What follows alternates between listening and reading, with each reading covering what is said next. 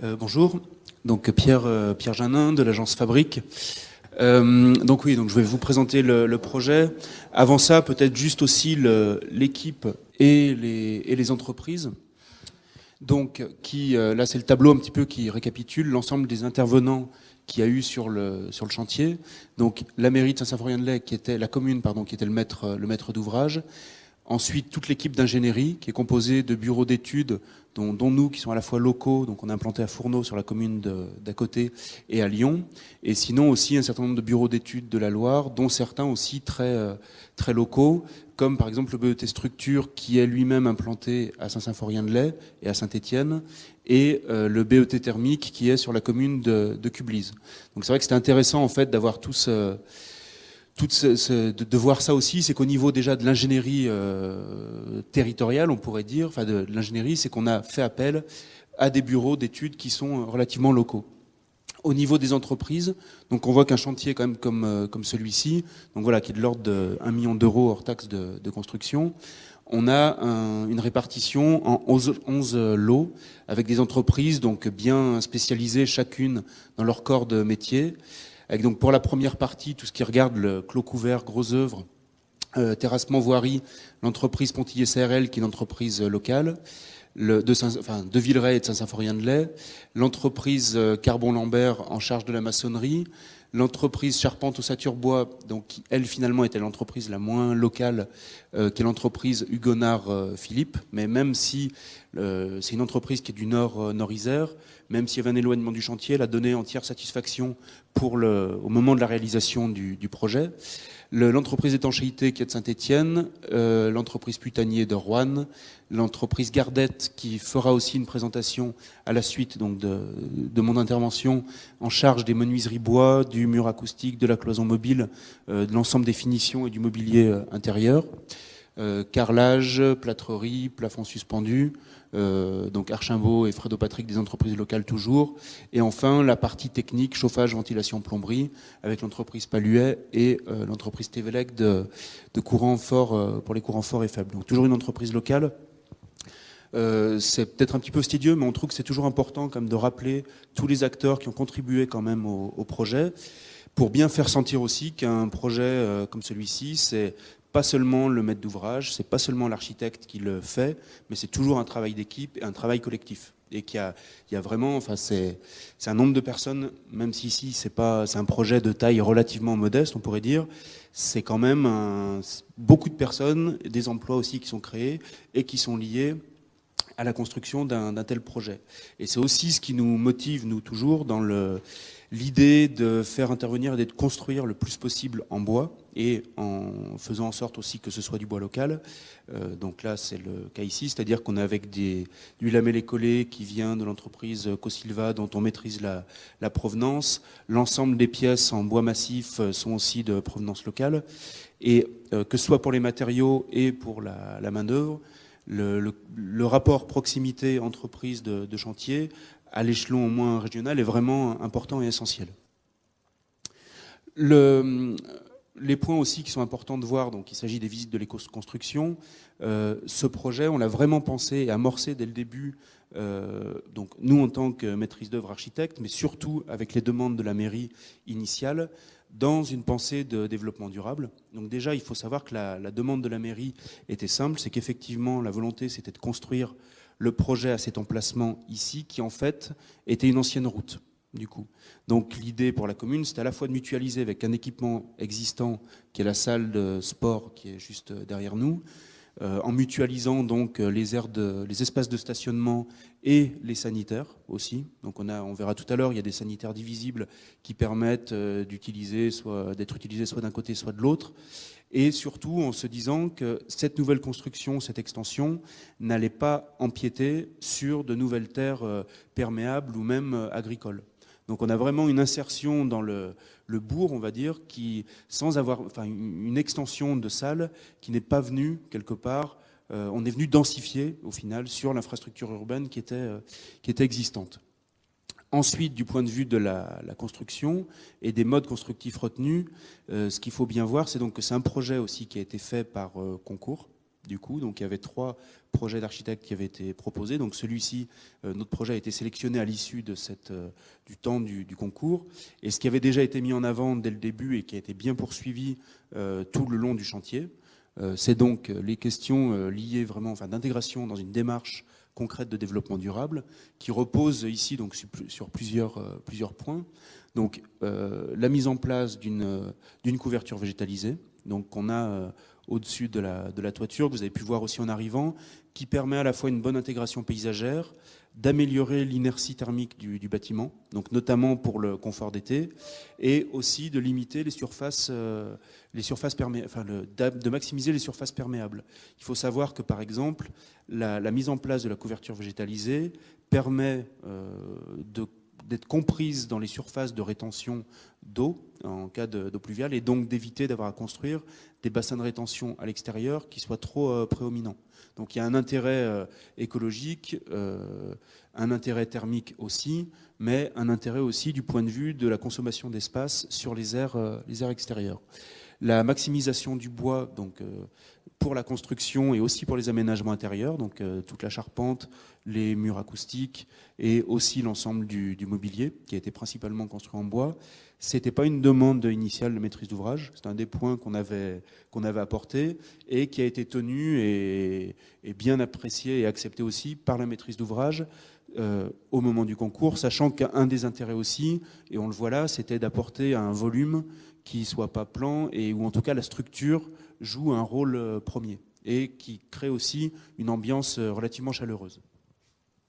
Et donc ensuite, d'un point de vue plus concret, vraiment technique, on est en ventilation double flux, c'est-à-dire que l'air entrant est préchauffé par l'air sortant. On est en chauffage gaz parce qu'on avait accès au chauffage, au réseau de gaz de ville qui était à proximité.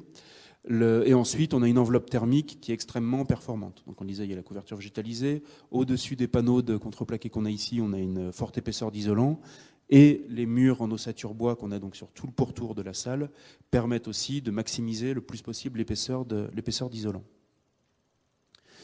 L'autre point aussi, donc Monsieur le maire l'a rappelé tout à l'heure, qui était vraiment important, c'était cette notion de penser le projet dans son environnement urbain.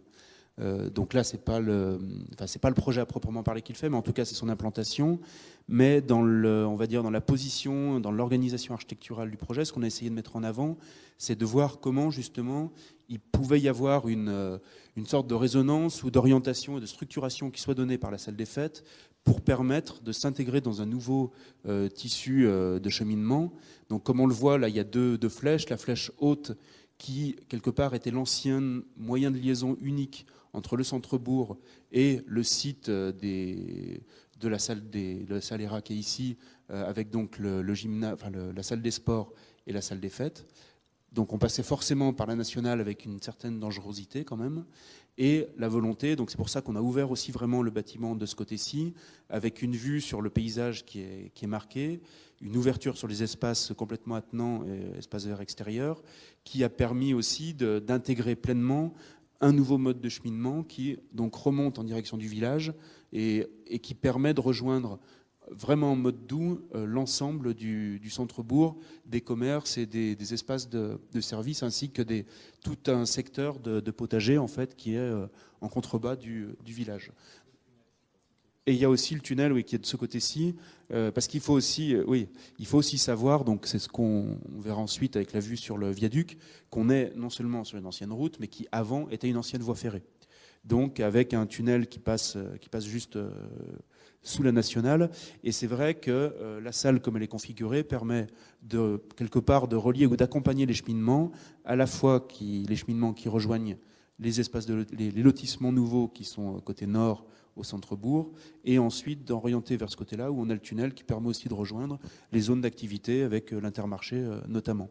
Donc tout ça en mode doux.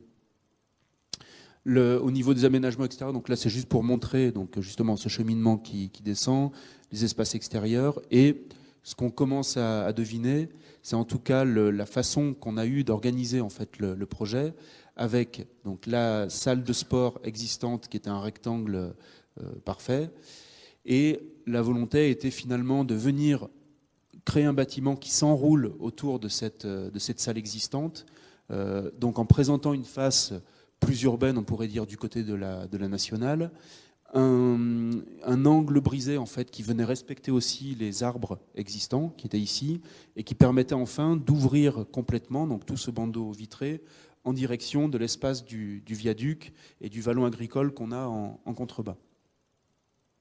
Donc c'est un petit peu ce qu'on voit, ça c'était des images de concours et ensuite développées au cours des études de projet.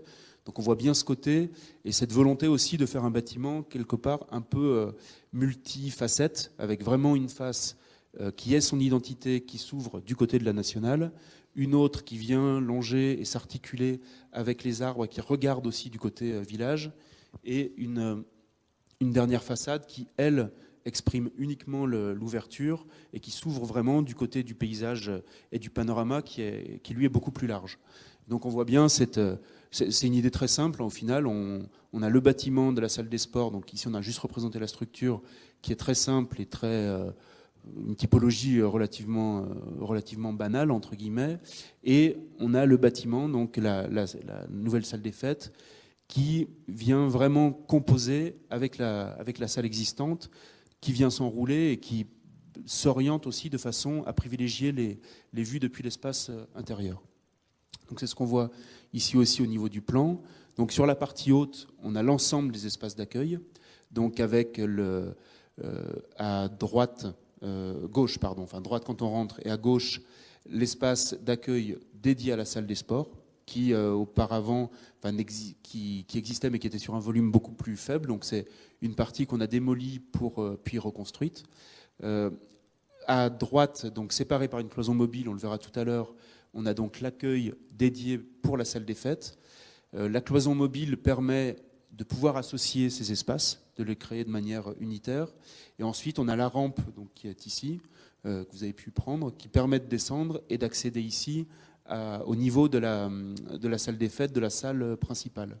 Entre les deux, donc on a tout l'ensemble des sanitaires et que j'évoquais tout à l'heure, c'est-à-dire qu'on a un principe en fait de mutualisation des sanitaires. En mode courant, les portes entre les sanitaires sont ouvertes et donc on peut utiliser l'ensemble des sanitaires.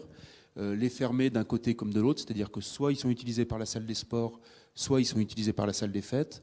Et on peut aussi, en cas d'utilisation concomitante entre la salle des sports et la salle des fêtes, les fermer la porte et donc utiliser les sanitaires pour un côté et les sanitaires pour la partie salle des fêtes. À droite, on voit l'ensemble des éléments plutôt techniques, donc avec la buvette qui est en partie haute, qui donne sur le hall d'entrée, l'espace cuisine traiteur qui lui est en partie basse et qui donne à la fois du côté de la buvette, mais aussi du côté de la grande salle, avec un espace d'alcôve qu'on voit ici, donc qui était organisé aussi de façon simple, à pouvoir mettre quelques tables et organiser le buffet ici. Et ensuite, donc on a la grande salle qui s'articule donc avec cet angle brisé, l'ouverture sur la vue, et au fond, donc ici, on a dissimulé tous les éléments techniques, espace de rangement, les locaux de ventilation. On a la centrale de traitement d'air qui est située dans l'étage du local rangement, et la loge aussi, qui est située derrière, sachant que la scène, donc c'est pareil, nous elle était positionnée ici, elle peut aussi être positionnée de ce côté.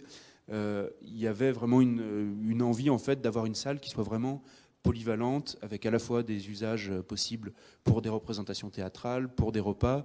Donc l'organisation, en tout cas, pour l'instant, convient à ces différents modes d'occupation. Voilà. Et donc, on voit bien sur la partie haute comme sur la partie basse, donc cette relation qu'on a entre la salle des sports et la salle des fêtes, avec quelques passages, donc on le verra au moment de la visite, quelques passages, quelques vues et notamment donc les sanitaires qui peuvent être mutualisés. L'autre point aussi qui est important, c'est donc là on voit bien, on a la rampe qui est ici, c'est qu'on a vraiment cherché aussi à travailler le plus possible en relation avec le terrain naturel tel qu'il était existant. Donc on avait quand même, donc on s'inscrivait sur une route qui avait une pente relativement forte, et donc tout le jeu a été d'essayer de faire en sorte qu'on arrive à épouser le mieux possible les niveaux, et en entrant donc sur un niveau qui est un petit peu plus haut, donc qui est un petit peu plus bas de plafond, et qu'il faut aussi que quand on rentre ici, on descend et on arrive sur un volume du coup qui semble plus haut aussi parce qu'on a le sentiment, enfin voilà, d'avoir plus de hauteur sous plafond. L'autre intérêt aussi de cette configuration, d'être en partie haute sur la partie qui est là-bas, supérieure, c'est qu'on peut donner directement depuis le hall des sportifs en fait, qui est situé à gauche. On voit beaucoup mieux en fait, ça crée une sorte d'estrade en fait en surplomb sur la salle des sports. Et l'autre point, enfin voilà, donc là c'est un petit peu la présentation du projet. Il y a deux points, enfin, dont un point pardon, qui nous semble essentiel, c'est vraiment cette question du rapport au paysage qu'on a essayé de comprendre et d'anticiper dès la phase du concours. Donc là c'est le site avant intervention du projet, donc on voit bien il y avait la route, donc c'est exactement là où on est aujourd'hui.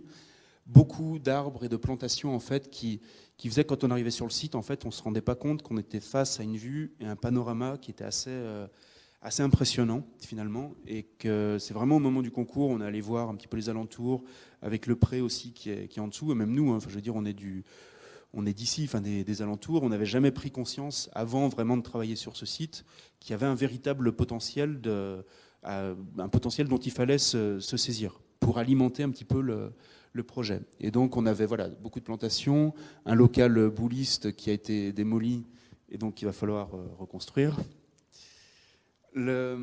Ici on voit là, c'est vu depuis le pré, donc on avait une haie qui était assez forte, des plantations, des arbres qu'on a maintenus le plus possible, mais en tout cas il n'y avait pas de rapport direct entre cet espace ici et le paysage en arrière-plan. Donc voilà, toujours ces plantations. Et donc, ce qu'on devine et ce qu'on voit, c'est que là, on est au bout. Donc on avait encore beaucoup de végétation autour, mais malgré tout, on voyait bien qu'il y avait un talus qui était aussi beaucoup plus prononcé, que finalement, juste derrière, en fait, cet espace-ci, on avait un panorama qui est vraiment intéressant, avec notamment aussi, donc on le devine, le viaduc, qui est une infrastructure ferroviaire du début du XXe siècle, qui est assez marquante dans le paysage et qui a une dimension qui est vraiment forte.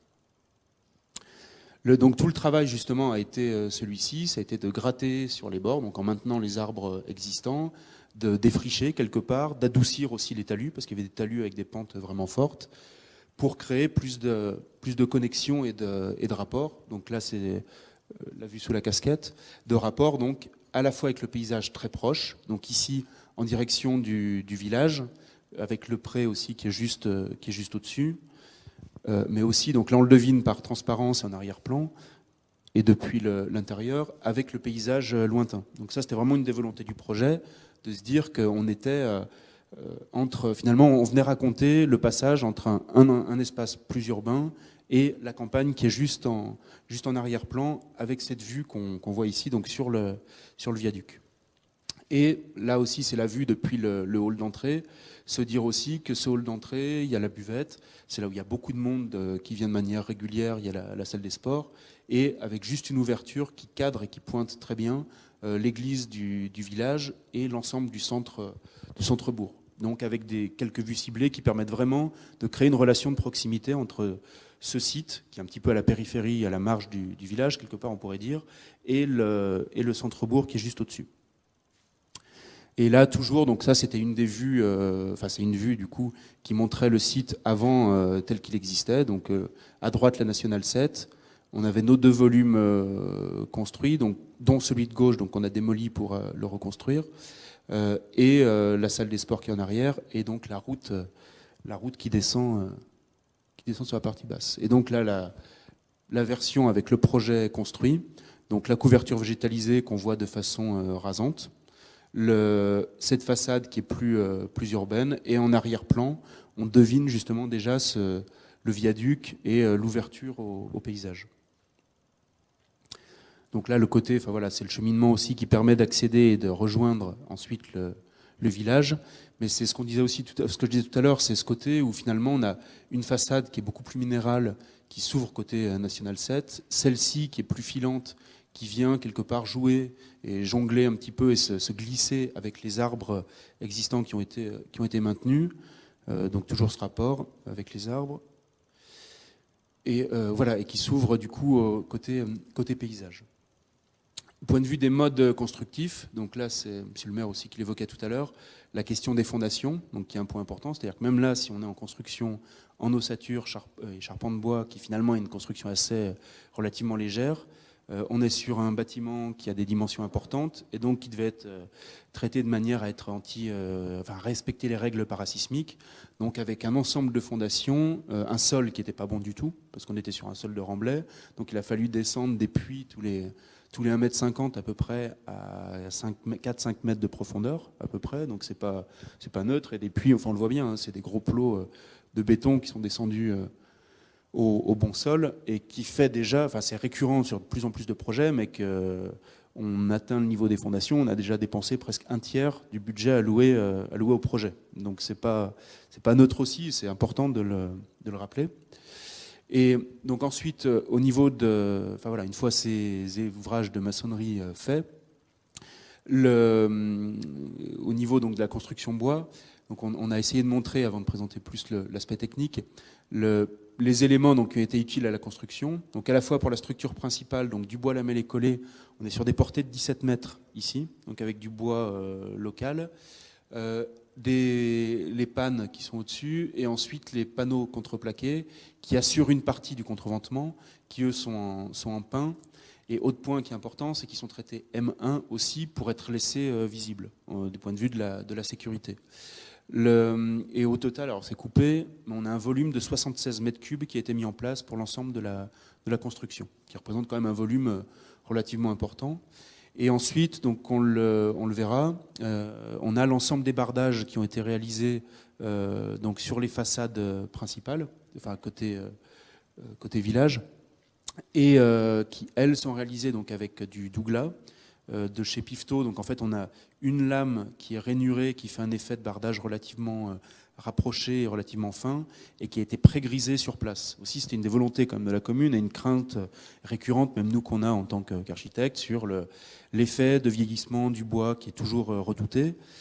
Et ce qu'on a mis en avant, donc c'est à la fois le fait d'avoir un saturateur qui permette d'avoir le fait que une fois que le bois est mis en place, qu'il est grisé immédiatement, donc il ne va pas vieillir outre mesure. Il a son aspect final aujourd'hui, même s'il va se patiner, mais en tout cas c'est une patine plus légère et qui est moins visible quelque part. Et aussi, ce qui a été bien mis en avant, c'est le fait qu'on n'ait aucun débord de toiture, donc une couvertine très fine, qui fait qu'on a une uniformisation du vieillissement et de la patine surtout qui se forme sur le bois, et donc très peu de problématiques liées par exemple au fait que le haut de la façade resterait jaune ou de teinte claire et le bas serait gris. Donc il y a eu cette volonté, cette écoute aussi et cette confiance de la commune, parce que aujourd'hui c'est pas neutre. Nous on a commencé il y a une dizaine d'années. Il y a 10 ans c'était presque plus facile de faire passer du bardage bois. Aujourd'hui faut plus ramer et trouver plus d'arguments pour le faire. Comment? Donc ici là c'est juste quelques axonométries pour bien montrer l'organisation donc de la constructive, donc la salle existante, les dallages, des murs en béton armé qui sont ici, donc qu'on a derrière là, qui sont doublés, mais en tout cas qui permettent de contreventer l'ensemble de la structure. L'ensemble des poutres lamellées collées, donc qui sont toutes, d'une seule portée d'un mur à l'autre de la salle. Ici, on est en poteau bois. De ce côté-ci, on est poteau et remplissage mur-ossature. Et ce qu'on a fait aussi, donc, on a essayé le plus possible d'avoir nos poteaux qui ne soient pas axés au niveau des fondations arrière existantes de la salle des sports, pour arriver justement à ne pas venir trop perturber les fondations en partie arrière. Zut. Ensuite, l'ensemble de l'empannage. Et donc, ça nous donne, ça c'est les éléments, au préalable, c'était les éléments que nous avions produits. Là, c'est les éléments du charpentier. Donc, toute la structure, l'empannage, les murs ossature bois. Et ici, on devine l'ensemble des éléments de contreventement qui viennent compléter en fait un petit peu l'animation de la sous-face qu'on souhaitait avoir. C'est-à-dire qu'on a ces poutres lamellées collées qui crée un effet un petit peu de tunnel, enfin, ou d'organisation en longueur de la salle, et les éléments de contreventement qui viennent renforcer un petit peu et dynamiser aussi cette sous-face de toiture. Quelques détails, enfin, ça on pourra l'évoquer aussi après.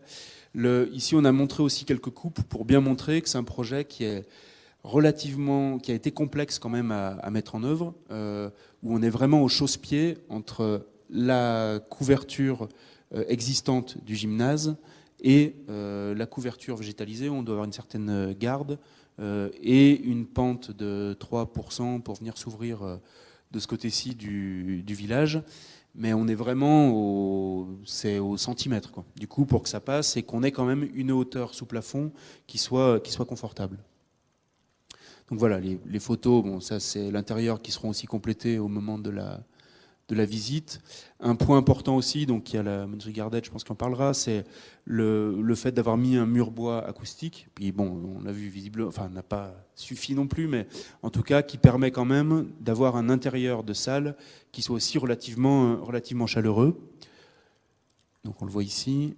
Le mobilier aussi, qui a été dessiné, enfin, en accord aussi toujours avec la mairie, et avec donc du médium teinté dans la masse, du mobilier construit uniquement en bois et avec des matériaux assez nobles, mais qui viennent compléter et enrichir les qualités spatiales du bâtiment. Et donc le dernier point à voir, donc c'est la question du bardage. Donc là, c'est le bardage tel qu'il était posé initialement, donc en douglas. Donc on voit, une teinte assez jaune quand même. Et là, c'est les opérations donc de pré-grisement qui ont été faites donc de saturation, pardon, qui ont été faits vraiment donc au fil de l'avancement de la pose du bardage sur le chantier. Donc là, en vigne, il y a déjà toute une partie qui est faite et la face arrière qui est en cours.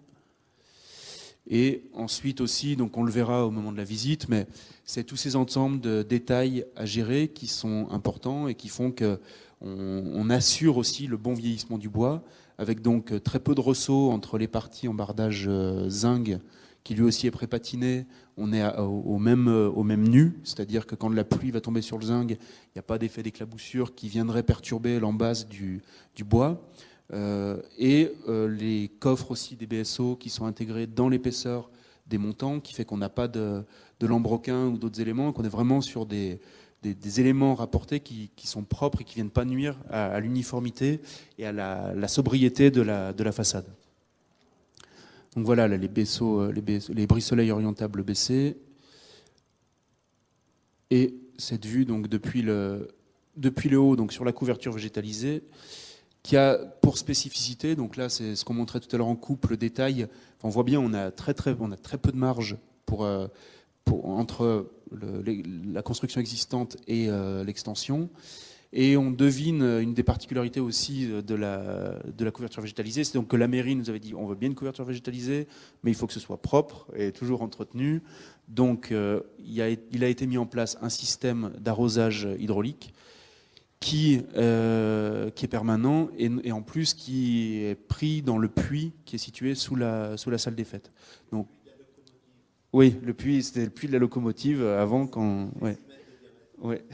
Donc, qui a posé aussi quelques soucis au moment des fondations, mais donc qui est bien utile aujourd'hui. Et ensuite, donc on le voit, il y a un petit point rouge, il y a un robot tondeur en fait qui tond en permanence du coup la couverture, enfin la toiture végétalisée. Et l'usage de ce robot, le fait aussi qu'on n'ait aucun moteur en toiture, permet de limiter de faire en sorte qu'il n'y ait pas besoin d'avoir des interventions en toiture, et donc une seule ligne de vie suffit pour s'accrocher, et on n'a pas eu besoin de mettre des quarts de corps qui auraient pu aussi être un élément assez disgracieux si on avait eu à les mettre, quoi.